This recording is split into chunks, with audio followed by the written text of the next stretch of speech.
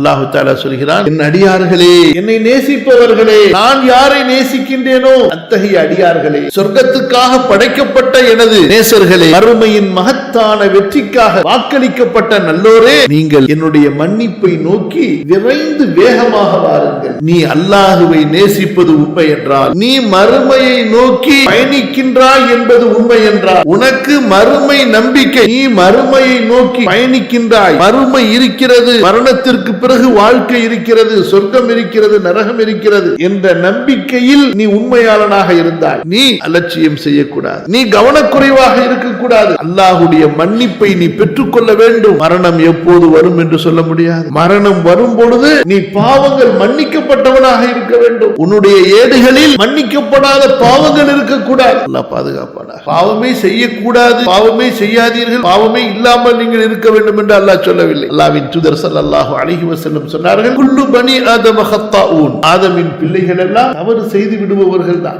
ஆனால் தவறு செய்பவர்களில் சிறந்தவர்கள் யார்? திருந்தி அல்லாஹ்வின் பக்கம் மீண்டு விடக்கூடியவர்கள். கைருல் ஹத்தாஈன தவ்வாபூன், தவறு செய்பவர்களில் சிறந்தவர்கள் யார்? அவர்கள் திருந்த வேண்டும், அல்லாஹ்வின் பக்கம் திரும்ப வேண்டும். அல்லாஹ் தஆலா தன்னுடைய அடியார்களை பற்றி அவன் நன்கு அறிந்தவன், நம்முடைய நஃப்ஸை பற்றி அவன் நன்கு அறிந்தவன், நாம் பலவீனமானவர்கள் என்பதையும் அவன் அறிந்தவன். அறிந்தோ அறியாமலோ வேண்டும் என்றோ மறதியாகவோ நம் புறத்திலிருந்து குற்றங்கள் நிகழ்ந்து விடலாம், பாவங்கள் நிகழ்ந்து விடலாம்.